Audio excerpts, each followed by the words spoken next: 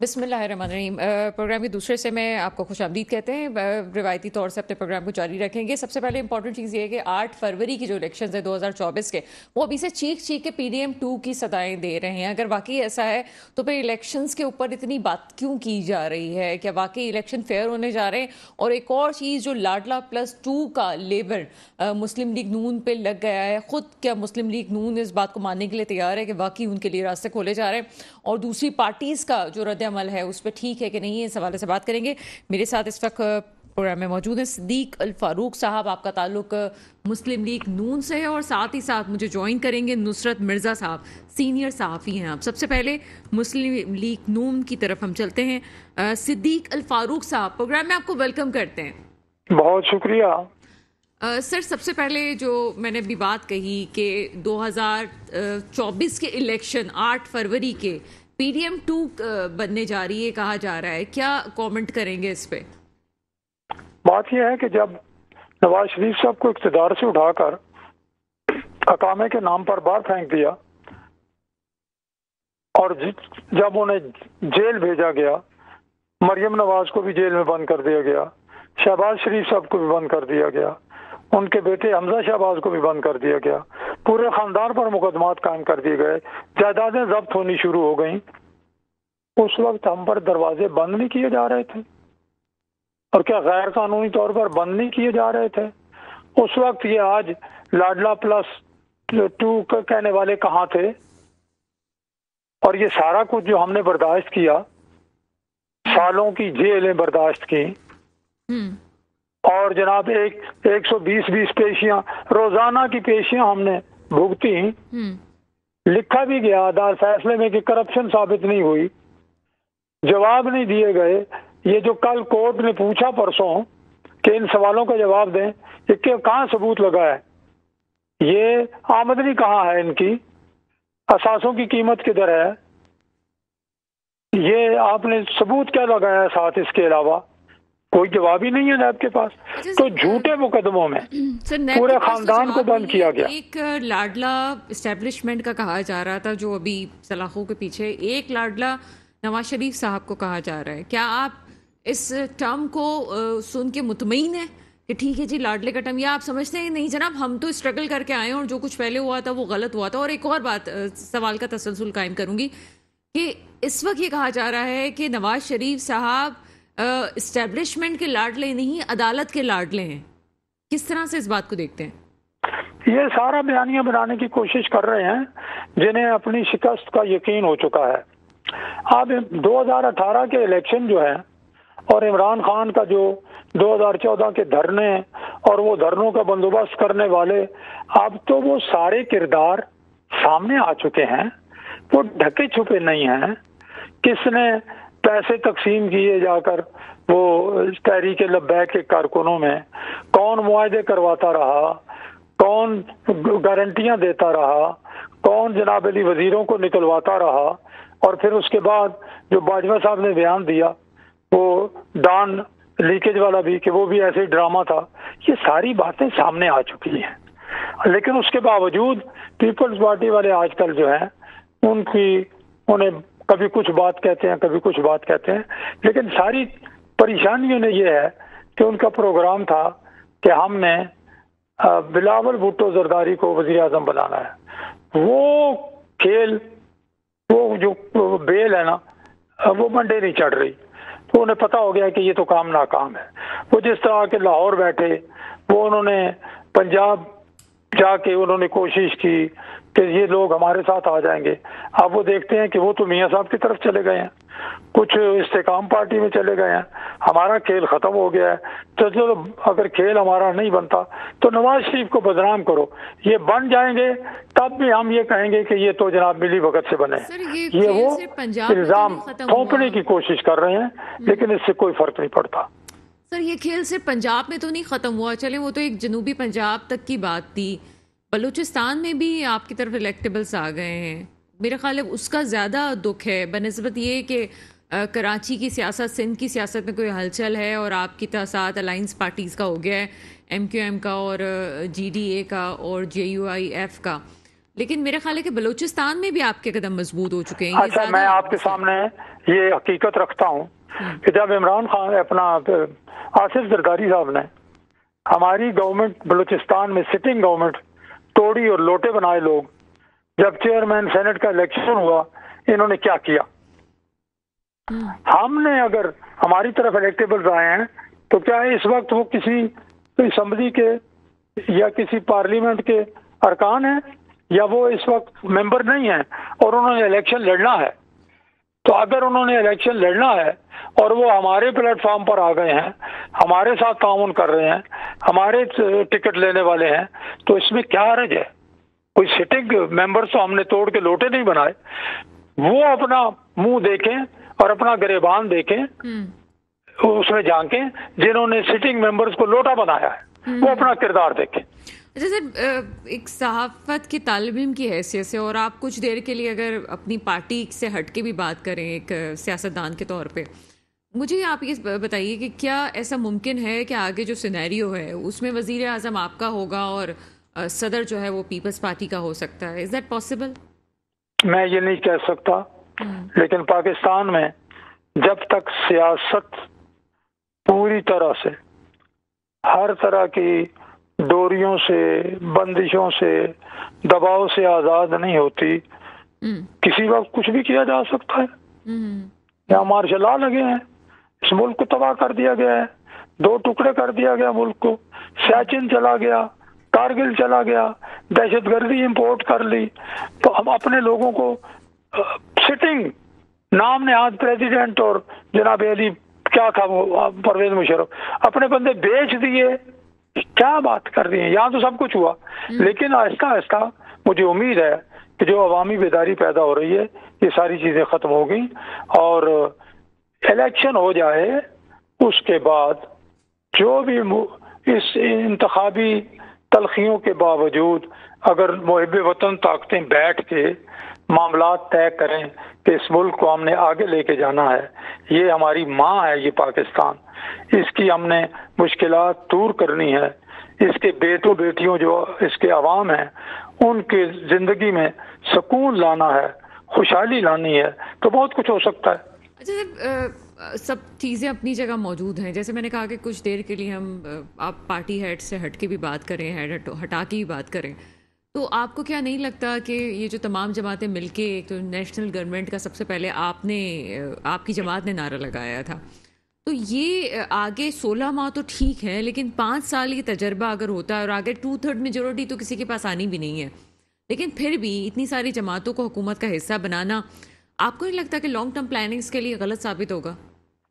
دیکھیے، میں نے ابھی بھی جو بات آپ کی ہے، میں نے پارٹی سے ہٹ کے پاکستان کے حوالے سے بات کی ہے، ٹھیک ہے، اس میں پارٹی کی بات میں نے نہیں کی.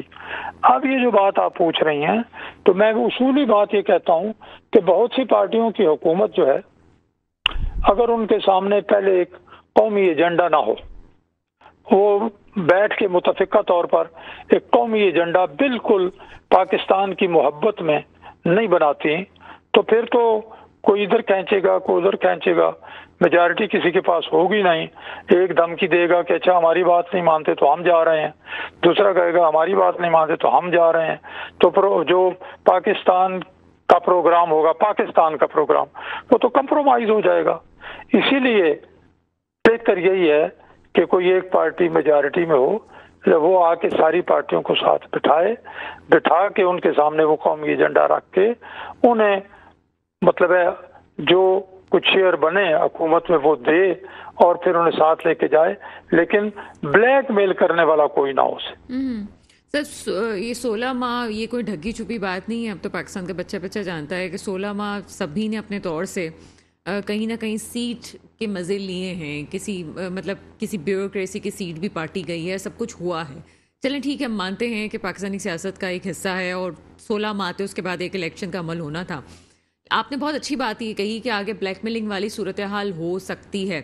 جیسے ابھی سے ہم یہ دیکھ رہے ہیں کہ کہاں بلاول بھٹو اور زرداری صاحب شہباز شریف صاحب کی تعریفیں کرتے نہیں تھک رہے تھے، اور ابھی اچانک سے ایک شو باز اور اکانومی کے حوالے سے ان کو بہت پیچھے ظاہر کرنا، اس قسم کی الفاظ اور چیزیں سامنے آ رہی ہیں. کس طرح سے دیکھتے ہیں اس بات کو؟ آپ دیکھیں نا، آپ خود ہی بتا رہی ہیں، اور میں یاد دلانا چاہتا تھا کہ جی کراچی کو ایک شہباز شریف چاہیے. شہباز شریف صاحب کی کارکردگی بڑی زبردست ہے، یہ بڑی باتیں انہوں نے کی. لیکن 16 ماہ کی جو بات آپ نے کی، دیکھیں اس میں بنیادی چیز وہی ہے کہ پاکستان کی معیشت کو دیوالیہ پن کے قریب کر دیا گیا تھا. اسٹیٹ بینک کی آزادی اور خود مختاری آئی ایم ایف کے پاس گروی رکھ دی گئی تھی. آئی ایم ایف کے ساتھ جو معاہدہ کیا گیا تھا اس میں یہ ایکسیپٹ کیا گیا تھا کہ فلاں مہینے میں 3 مہینے کے بعد ٹیکس بڑھائیں گے، گیس کی قیمتیں بڑھائیں گے، بجلی کی قیمتیں بڑھائیں گے، فلاں کریں گے، پیٹرول پر لیوی لگائیں گے. یہ سارے معاہدے عمران خان صاحب کر کے گئے تھے، پاکستان کی معیشت کو گروی رکھ گئے تھے. وہ آدمی جو کہتا تھا میں خودکشی کر لوں گا، آئی ایم ایف کے پاس نہیں جاؤں گا، اس نے پاکستان کو گویا ذبح کر دیا. اس کو جو ہم نے 16 ماہ میں بچایا، یہ جو حامد میر صاحب کو انٹرویو دیا زرداری صاحب نے، انہوں نے یہ تسلیم کیا کہ ہم نے اس دیوالیہ پن سے ملک کو بچایا. اور اگر ہم عدم اعتماد نہ کرتے تو ایک جنرل کے ذریعے یہ حکومت 2026 تک لے جاتے اور پتہ نہیں پھر کیا کیا کرتے، صدارتی نظام، فلاں نظام، فلاں نظام. تو یہ کریڈٹ تو وہ لیتے ہیں. تو پھر جناب اس میں جب ہمارے ہاتھ میں کچھ نہیں تھا، ہم قیمتیں کم نہیں کر سکتے تھے، جو باندھ کے ہاتھ پاؤں چلے گئے تھے، اس میں صرف ملک کو ڈیفالٹ سے بچانا یہ بہت بڑا کارنامہ ہے، اور میں سمجھتا ہوں یہی ہماری اچیومنٹ. اچھا سر، آپ کی گورنمنٹ کا پیچھے بھی جو ریکارڈ رہا ہے، آپ اکانومی کے معاملے میں بڑے کٹن فیصلے بھی کرتے ہیں، اور اس وقت بھی آپ نے کہا کہ آپ نے پاکستان کو ترجیح دی، سیاست کو پیچھے رکھا، جس پہ تنقید بھی ہو رہی ہے، اس پہ آج ہم تنقید پہ نہیں جاتے. لیکن ساتھ ہی ساتھ اس وقت اگر تمام صوبوں کی صورتحال دیکھیں، آپ کی پنجاب میں صورتحال بہت مستحکم ہے، بلوچستان میں مستحکم ضرور ہے، لیکن کوئٹہ کی ایک بڑا نام جو ہے وہ الیکٹیبل کا نام جو ہے وہ پیپلز پارٹی کے ساتھ شامل ہو چکا ہے. سندھ میں آپ کی پوزیشن چاہے الائنس بن بھی جائے تو اس صورتحال پہ نہیں نظر آتی جو ہونی چاہیے. جب آپ حکومت میں تھے اس وقت بھی نہیں تھی. اور کے پی میں آپ کی سیٹس لاسٹ ٹائم بھی پیپلز پارٹی کی زیادہ تھی، آپ کی کم تھیں. کیا کس طرح سے اس طرح معاملات کو آپ دیکھیں گے؟ حکومت کا آگے سیٹ اپ کس طرح سے دیکھ رہے ہیں؟ پھر دیکھیں، اب آنے والے دنوں میں جو آپ کے پی کے سے لے لیں، کے پی کے میں ہمیں پہلے سے بہتری کی توقع ہے اور جد و جہد ہو رہی ہے، اور حتیٰ کہ پیپلز پارٹی کے لوگ بھی ہمارے ساتھ شامل ہو رہے ہیں. وہاں مولانا فضل الرحمان کی پوزیشن بھی بہتر ہے، ہمارے ساتھ ایک انڈرسٹینڈنگ بھی ہے. جب آپ بلوچستان کا کچھ ظاہر ہے، کچھ سارے تو ہمارے ساتھ نہیں آئیں گے، ہم نے ساری کی ساری سیٹیں تو نہیں لینی.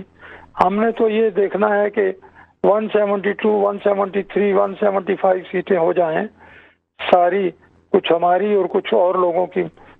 اگر تو ہمیں اللہ پاک مہربانی فرمائے اور ہماری جدوجہد سے ہمیں سمپل میجارٹی مل جائے تو پھر باقی لوگوں کو ملا کے ہم اچھی پوزیشن بھی بنا سکتے ہیں. آ جائیں سندھ میں اب پچھلی دفعہ کی نسبت بہت بہتر پوزیشن آپ دیکھیں گے انشاءاللہ.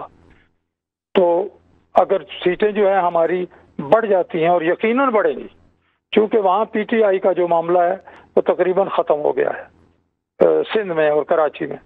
وہ جو ایم کیو ایم کا ووٹ بینک ہے وہ ریوائیو ہو رہا ہے یا ہو گیا ہے. ہمیں بھی کچھ سیٹیں مل رہی ہیں، ہم اور پارٹیوں کے ساتھ مل کے وہاں انتخابی جو ایک اتحاد سا کر رہے ہیں، اس کے نتائج یقیناً انشاءاللہ اچھے ہوں گے.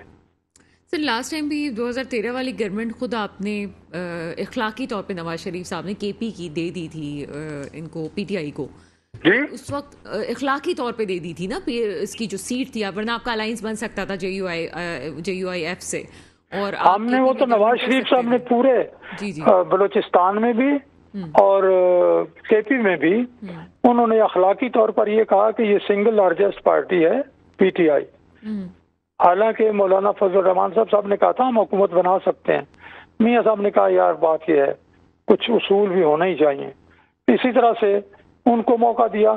میاں صاحب جب تک اپنا وہاں آزاد کشمیر کی حکومت پیپلز پارٹی کی حالانکہ میرے یعنی صرف مجھے اشارہ کرتے میں وہاں عدم اعتماد کرا دیتا، لیکن میاں صاحب نے کہا نہیں، میں نے بتایا بھی کہ وہاں عدم اعتماد تیار ہے، انہوں نے کہا نہیں عدم اعتماد کرنا ہے، اس حکومت ان کو پوری کرنے دے۔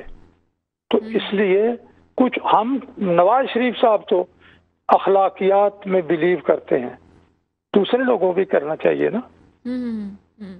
چلیے میں چاہوں گی کہ اس پہ تھوڑی اور تفصیل سے بات ہو، میرے ساتھ ہی رہیے گا۔ صدیق الفاروق صاحب، ایک چھوٹے سے بریک کا وقت ہوا ہے، بریک کے بعد واپس آپ کے سامنے۔ صدیق الفاروق صاحب ہمارے ساتھ موجود ہیں، ان کا موقف آپ نے سنا۔ ہر کسی کی اپنی بات، اپنا موقف ضرور ہوتا ہے، لیکن حقیقت یہ ہے کہ 75 ایئرز میں جو سیاست رہی ہے اسی کا کوئی تسلسل ہمیں نظر آ رہا ہے۔ ہونا تو یہ چاہیے تھا کہ 2018 کے بعد ہمیں سنبھل جانا چاہیے تھا کہ جناب اگر کسی سے بھی کوئی غلطیاں ہوئی ہیں، یقیناً ہم یہ کہہ سکتے ہیں کہ جو لوگ اس وقت سیٹ پہ تھے، جنہوں نے یہ تجربات کیے، چاہے وہ فیض آباد دھرنا ہو یا اس سے پہلے کسی چیز کو اگر کہتے ہیں کہ جناب لانچ کیا گیا، تو وہ تجربات بعد میں نہیں ہونے چاہیے تھے۔ اور اگر ہم کہتے ہیں کہ لانچ کیا بھی گیا تو اس میں ہم ایک صحافی کی حیثیت سے میں یہ نہیں سمجھتی کہ باقاعدہ اس لانچ کا ہی پورا اثر تھا۔ کچھ شخصیات بڑی ایک کشش رکھتی ہیں، ان میں ایک پی ٹی آئی چیئرمین کی بھی شخصیت تھی۔ اگر کسی گھر میں 4 ووٹ تھے تو 2 ووٹ انہوں نے اپنی مرضی سے ڈالے تھے، اس میں کسی کا لانچ کرنے کا مسئلہ ہی نہیں تھا۔ لیکن ہاں یہ ضرور ہے کہ سوشل میڈیا کی طاقت نے آگے چیزیں کر کے دکھائی تھی۔ آگے کیا صورتحال ہے جناب کہ اگر کسی کو چوتھے وزیر اعظم کا ٹیگ لگایا جا رہا ہے اور واقعی وہ سیٹ پہ آنے والے ہیں، تو اس میں یہ کہنا کہ واپس سے لاڈلا بنایا جا رہا ہے یا پی ڈی ایم 2 کو بٹھایا جا رہا ہے، 16 ماہ پی ڈی ایم 1 بیٹھی ہے، پی ڈی ایم 2 والے اسٹرکچر سامنے آ رہا ہے، یہ چیزیں غلط ہیں، یہ پاکستان کے مستقبل کے لیے غلط ہوں گی، پاکستان کی نئی نسل کے لیے غلط ہوں گی۔ ہونا یہ چاہیے کہ انتخابات کے عمل کو شفافیت کے ساتھ اگر آگے بڑھائیں، اور جس طرح سے ہماری یوتھ 68% ہماری یوتھ ہے اور ووٹ کا حق بھی استعمال کرنے والے اس میں لوگ موجود ہیں، تو پھر یوتھ کا دل خراب نہ ہو، یوتھ کو اپنے مستقبل سے وہ ایشوز نہ ہوں کہ ان کو ایسا نہ لگے کہ پاکستان میں بہتری نہیں آ سکتی۔ اور وہ ایسا کیوں سوچیں گے جناب؟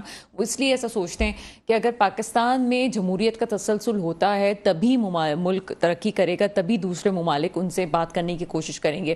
یہ کسی ایک شخصیت پہ ڈپینڈ نہیں کرتا، یہ کسی ایک پارٹی پہ ڈپینڈ نہیں کرتا کہ اگر ہم کہیں کہ کوئی فلاں شخص سیٹ پہ ہوگا تبھی عالمی دنیا سے اس کے تعلقات بہتر ہوں گے، فلاں نہیں ہوگا تو عالمی سطح پہ تعلقات بہتر نہیں ہوں گے۔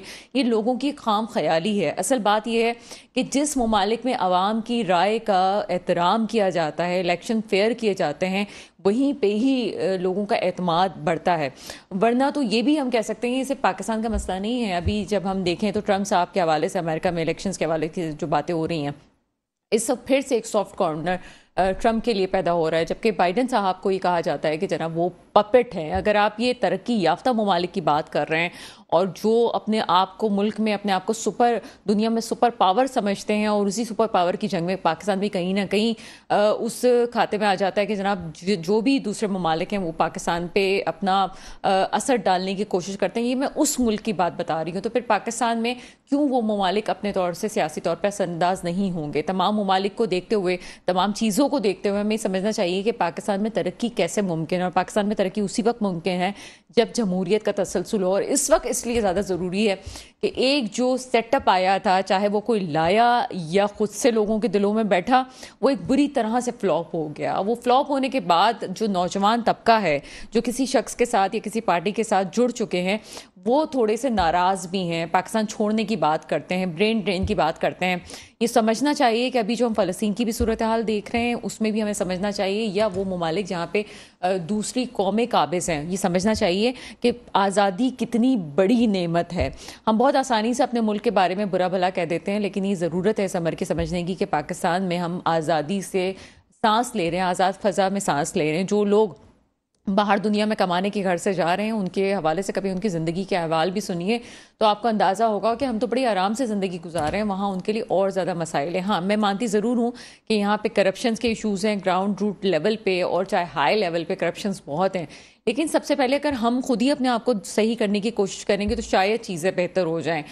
میں نے ایسے بھی لوگوں کو دیکھا ہے کہ جو ووٹ دینے کا حق استعمال نہیں کرتے لیکن پھر بھی کہتے ہیں کہ جناب ووٹنگ ٹھیک نہیں ہوئی اور فلاں شخص غلط آ گیا۔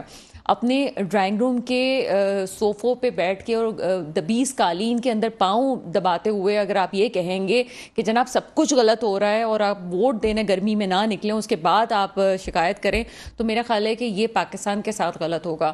دعا وہی ہے جو ہمیشہ ہوتی ہے، میرے ملک پہ وہ حکمران آئیں جو واقعی میرے ملک کے مستقبل کی حفاظت کریں. اس کے ساتھ ہی پروگرام کا وقت ختم ہوتا ہے. مجھے اجازت دیجیے گا. خدا حافظ.